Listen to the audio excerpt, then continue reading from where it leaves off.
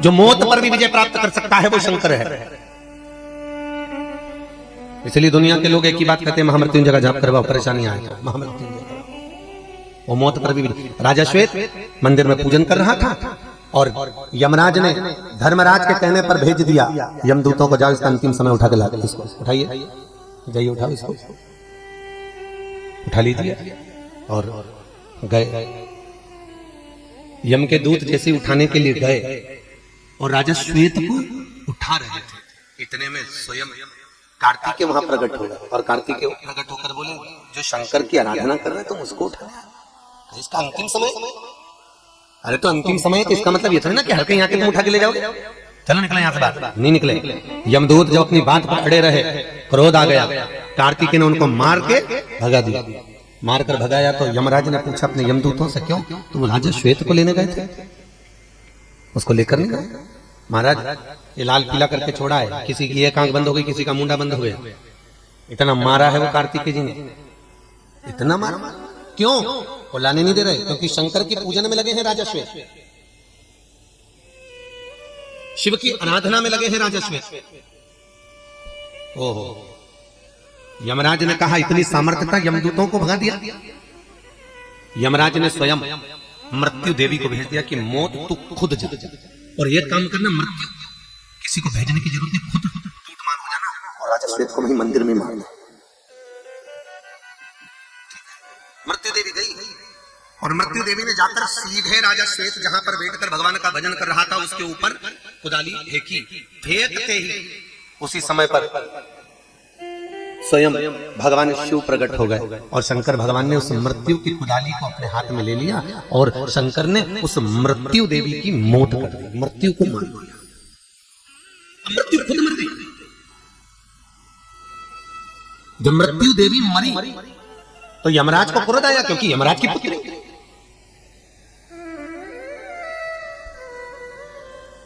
और अपनी बेटी को मरा हुआ जानकर यमराज क्रोध में लाल हो गया, मेरी बेटी को किसने मार दिया। यमराज ने सेना तैयार करी, यमराज राजा श्वेत को मारने के लिए पहुंचे। जैसे ही पहुंचे शंकर भगवान ने यमराज के प्राणों को भी हर लिया। जब यमराज मरा तो सूर्य नारायण भगवान के नैनों में जल भर गया, मेरे बेटे को मार दिया शंकर। सूर्य नारायण रोने लगे, मेरे बेटे को शिव ने मार दिया, मेरे बेटे को शंकर ने मार दिया। दौड़ते दौड़ते भगवान नारायण के पास पहुंचे, नारायण मेरे बेटे को शिव ने मारा है, कुछ करिए। भगवान नारायण यमराज को जीवित कराने के लिए सूर्य देवता के साथ में शंकर जी के पास पहुंचे। भोलेनाथ ये तो राजा श्वेत को लेने के लिए आए थे, अंतिम समय था राजा श्वेत का, आखिरी सांसें थी राजा श्वेत की, इसकी घड़ियां, इसके पल, इसकी नियमता पूरी हो चुकी, आप इसको मरने क्यों नहीं देते? भगवान शंकर प्रकट होकर बोले, शिव मना नहीं है। राजा श्वेत को मृत्यु देवी आए, मना नहीं है। यमराज उठाकर ले जाए उसकी भी मना नहीं है। पर दिक्कत केवल इतनी सी है, कारण केवल इतना सा है कि ये राजा श्वेत मेरा भजन कर रहा था और मेरे मंदिर में आने से पहले, पृथ्वी पर किसी को उठाने से पहले पृथ्वी के देवता से तो पूछो। किसी के घर में गए और कोई तुम्हारे घर में आया, तुम्हारा फ्रिज उठा के ले जाए, तुम्हें अच्छा लगेगा? अरे बोलो तो जरा जम के। कोई तुम्हारे घर में आया, तुम्हारा हैंडसेट उठा के ले जाए, अच्छा लगेगा? कोई तुम्हारे घर में आकर तुम्हारी कोई वस्तु को उठा के बिना पूछे, तुम उसको जानते ही नहीं हो, तुम उसे पहचानते ही नहीं हो, और कोई तुम्हारी वस्तु, कोई तुम्हारी सामग्री को उठा कर ले जाए तो ये ठीक नहीं है। हाँ, कोई आया और उसने पूछा, जी हम ये सामान ले जाएं, तुम कह दो ले जाओ। पर राजा श्वेत को ले जाने से पहले शंकर भगवान कर रहे हैं, अगर यमराज को जीवित एक शर्त पर करूंगा, मृत्यु देवी को जीवित एक शर्त पर करूंगा कि पृथ्वी पर अगर ये किसी को उठाने के लिए आएंगे, पृथ्वी पर किसी के प्राण लेने के लिए आएंगे, अगर पृथ्वी पर किसी को मारेंगे तो पहले शंकर से पूछेंगे कि हम इसको लेकर चले जाएं, तब किसी के प्राणों को ये हर सकते हैं, तब किसी के प्राणों को ये ले सकते हैं, तब ले सकते। मना नहीं, यदि बिना पूछे अगर ये लेकर जा रहे हैं, बिना पूछे अगर ये उठा रहे हैं, तो उसमें सृष्टि चलेगी। सूर्य नारायण ने वचन दिया, मैं अपने पुत्र यमराज और भूति को समझाऊंगा।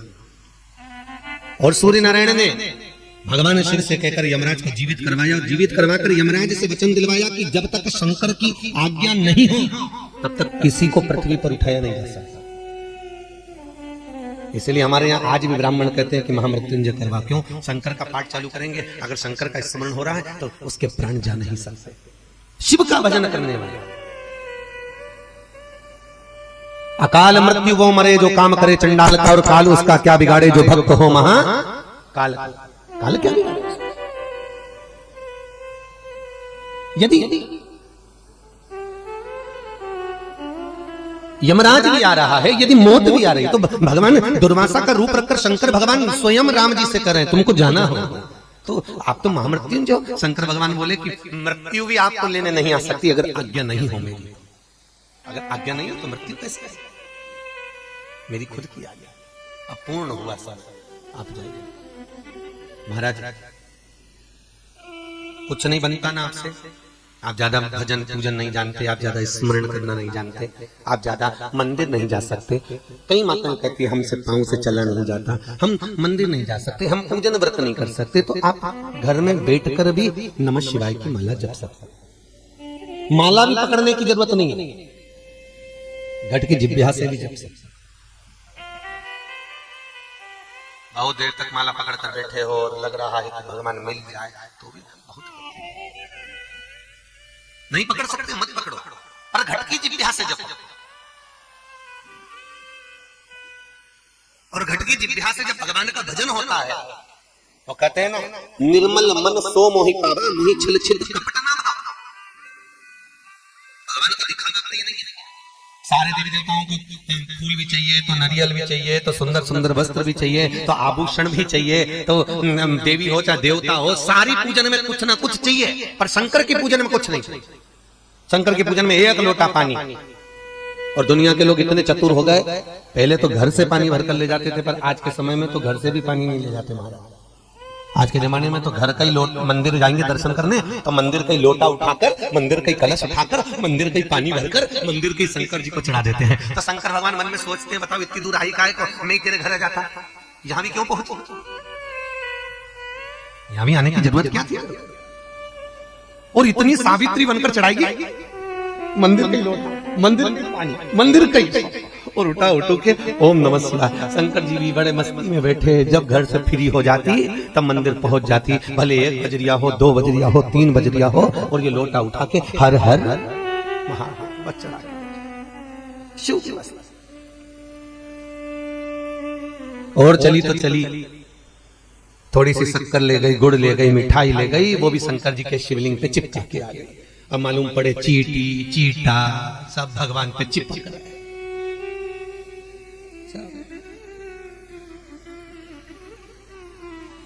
पार्वती जी शंकर भगवान से बोलती हैं, भोलेनाथ ये पूजन करने आती है, सारे चीटी चीटा को चिपका के चली जाती है, तुम कुछ कहते नहीं। शंकर भगवान बोले बोल के करना क्या है, कोई दूसरी आएगी फिर पानी चढ़ा के चली जाएगी, फिर साफ।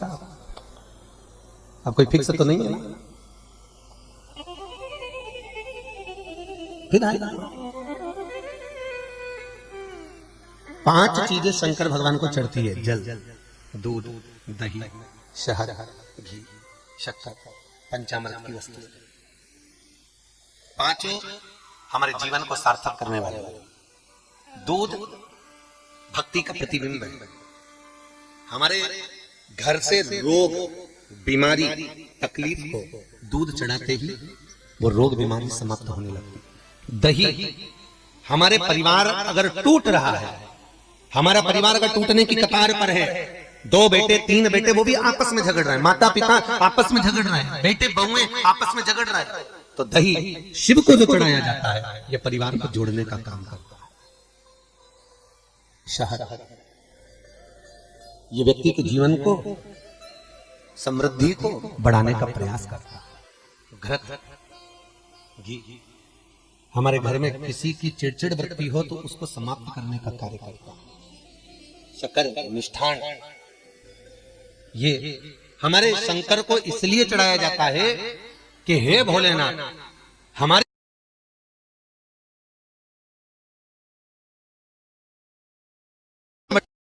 5 चीजें शिव को समर्पित होती। पंचामृत, पंचामृत और चरणामृत दोनों को लेने का तरीका भी अलग अलग है। आप लोग लेते हैं, कभी मंदिर जाते हैं पंचामृत चरणामृत, सत्यनारायण की कथा करवाओ, देवी जी के मंदिर में चौकी करवाओ, कुछ भी पूजन पाठ होती है तो चरणामृत और पंचामृत दोनों मिलता है। आप लोग लेते होंगे। जब पंचामृत दिया जाता है तो लेने वाले को भी सोचना चाहिए कि किस तरह से लेना है। जब पंचामृत दूध, दही, शहद, घी, शक्कर जो मिला हुआ रहता है उसको जब हम लेते हैं तो उसको लेने के बाद में अपने हाथ को हम हृदय से लगाते हैं। किस चीज को लेने के बाद? जम के बोलो।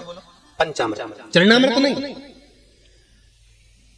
पंचामृत लेने के बाद हाथ को हम हृदय से लगाते हैं। और चरणामृत अर्थात किसी मंदिर में गए, तुलसी जी पड़ी हुई है जल के अंदर और वो पंचपात्र में जल जो रखा हुआ है वो चरणामृत है। उस चरणामृत को जब हम लेते हैं तो उस जल को लेने के बाद में हम अपने हाथ को हृदय से नहीं लगाते, अपने मस्तक से लगाते हैं। उसका कारण क्या है? उसका केवल एक कारण है कि पंचामृत लेने के बाद हमने जो हाथ को हृदय से लगाया उसका कारण केवल इतना सा है कि भगवान के स्नान की झांकी का दर्शन हमारे हृदय में बैठ जाए। और चरणामृत लेने के बाद जो हमने हाथ को सिर पर लगाया उसका कारण केवल इतना सा है कि भगवान के चरणारविंद का जल जब हमारे मस्तक पर चढ़ेगा तो हम जैसे पापियों का भी उद्धार अपने आप हो जाएगा। दोनों को लेने का तरीका।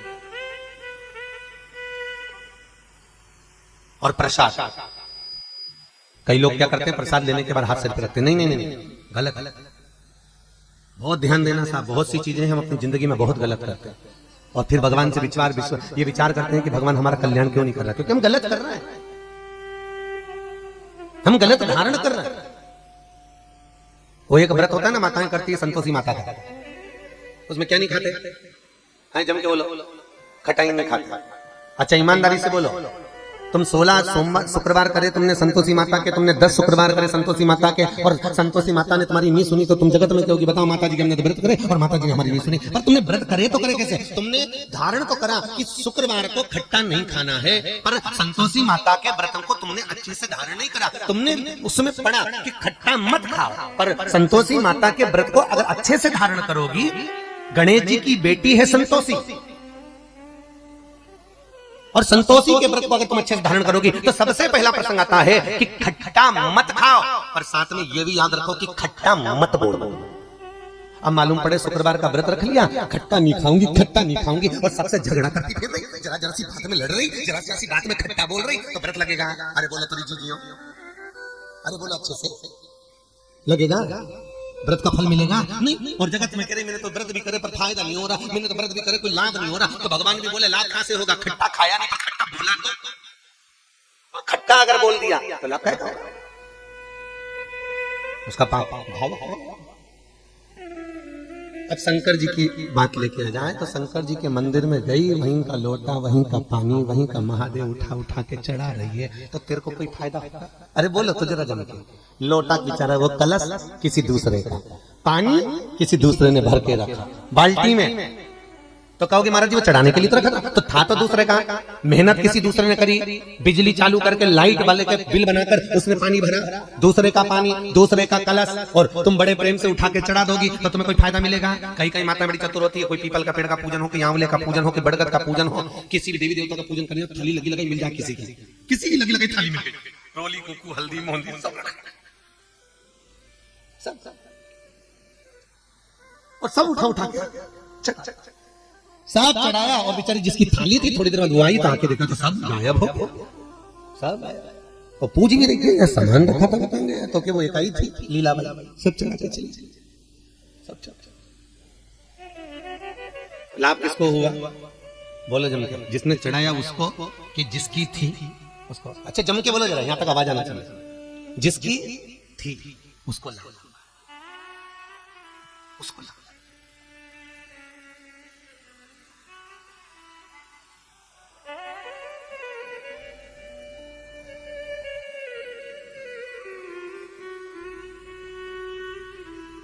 ये जो भागवत जी सुनी आप लोगों ने? अरे बोलो तो जम के, ठीक है। ये कंस कौन था पुराने समय में? तुम अभी तो बोली, हमने सुनी। कंस कौन था पुराने समय में?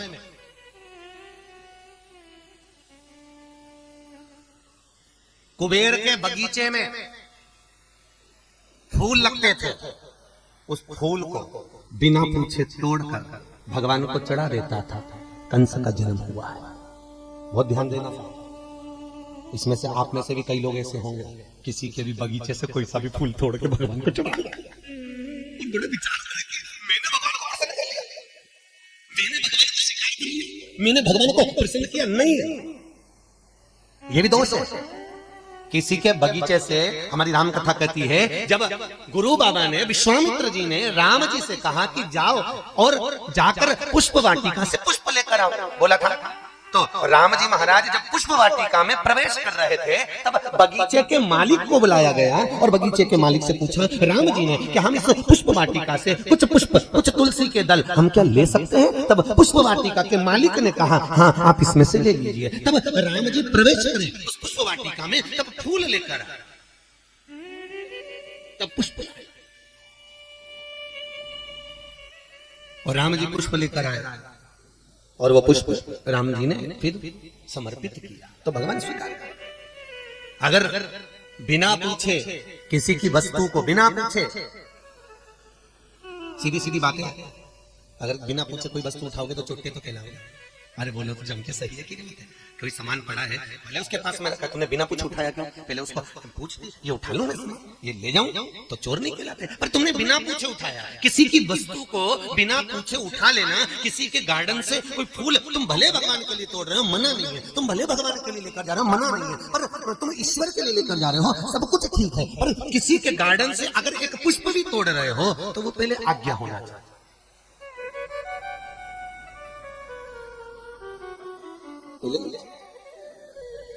शंकर के मंदिर से राजा श्वेत को बिना पूछे लेकर जा रहे थे, तो शंकर भगवान ने उसका संहार कर दिया, यमराज को मार दिया, मौत को मार दिया। तो आप क्यों किसी के गार्डन से फूल तोड़े? आप क्यों किसी की वस्तु से? भगवान कहते हैं, मैं, शंकर की कथा कहती है, मुझे दिखावा प्रिय नहीं है, तुम मेरे मंदिर में आओ। जल, इसलिए शास्त्र कहता है पहले के समय में दोष नहीं होते थे, पितृदोष नहीं होता था। पहले के समय में होता था क्या पितृदोष? नहीं। पहले किसी की भी पत्रिका किसी ज्योतिषाचार्य को दिखाओ, किसी की भी पत्रिका किसी पंडित जी को दिखाओगे ना, तो पहले की पत्रिका में काल सर्वदोष होता था, ना पहले की पत्रिका में पितृ होता था। तुम कितनी भी पत्रिका दिखा लो, तुम किसी भी ज्योतिषाचार्य को पुराने समय में जो पत्रिकाएं थी उनका वर्णन किया, उनको दिखाइए, उसमें कोई दोष दिखता ही नहीं था, उसमें कोई दोष नजर ही नहीं आता था, उसमें कोई दोष दिख ही नहीं पाता था। अगर उन पत्रिकाओं को देखा जाए तो, और पुरानी पुरानी माताएं बैठी हैं यहाँ पर, वृद्ध माताएं भी बैठी हैं, वृद्ध लोग भी बैठे हैं, ईमानदारी से बोलना, पहले आपने किसी को पत्रिका दिखाई हो बुढ़ापे में, जब युवानी अवस्था में, अभी तो आपकी वृद्ध अवस्था, युवानी अवस्था में, अगर बचपन में आपने दिखाई होगी तो किसी ने नहीं कहा होगा कि इसमें पितृदोष है, किसी ने नहीं कहा होगा कि इसमें कालसर्प दोष है। वो कालसर्प दोष अभी 20, 25, 30 साल से चालू हुआ, वो पितृदोष अभी 25, 30 साल से चालू हुआ। उसका कारण क्या है? ये दोनों दोष क्यों आ रहे हैं? उसका कारण क्या है? उसका केवल एक कारण है कि पहले के लोग शंकर के मंदिर में जाते थे तो घर से पानी को भरकर लेकर जाते थे, तो घर का जो परिंदा, परिंदा जानते हो, मटका, हंडा, जिसमें अपन पानी भरते, टंकी, मटका, जो भी आप लोग जानते हो, वाटर बैग वगैरह, उसमें से पानी ले जाते थे। और पुराने लोग उसमें से पानी लेकर जाते थे, शंकर जी को चढ़ाते थे। अब परिंदा, मटका, हंडा रसोई घर में होता था, वो पितरों का स्थान होता है जहां पानी भरा जाता है। वहां से जब लेकर जाते थे, पूरे घर में से घूमकर जब पहुंचते थे शंकर के मंदिर में, जल चढ़ाते थे, तो हमारे घर का पितृदोष शांत रहता था।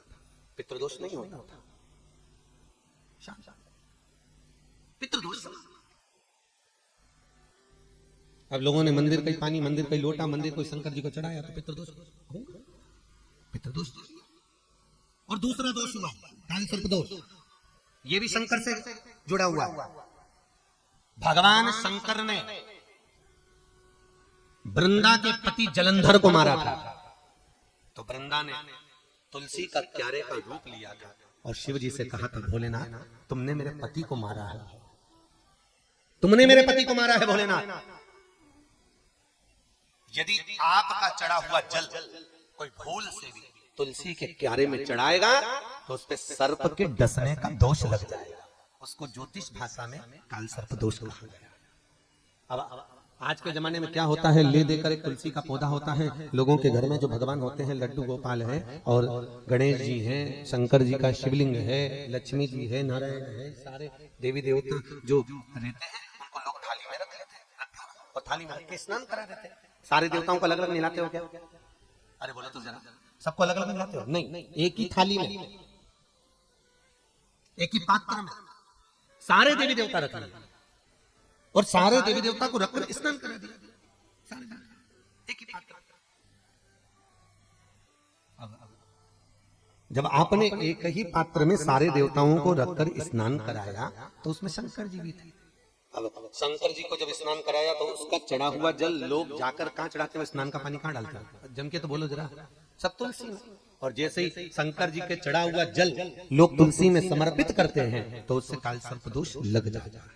बस काल सर्प दोष की उत्पत्ति यहां से, उसकी उत्पत्ति का केंद्र बिंदु है। प्रयास करा करो, आप भगवान को स्नान कराओ तो किसी भी देवता का स्नान कराओ पर वो जल तुलसी में नहीं चले,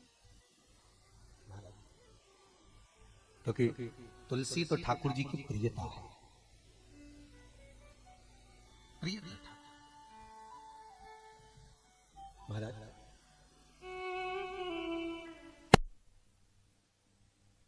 स्वयं ठाकुर के प्रति समर्पित होते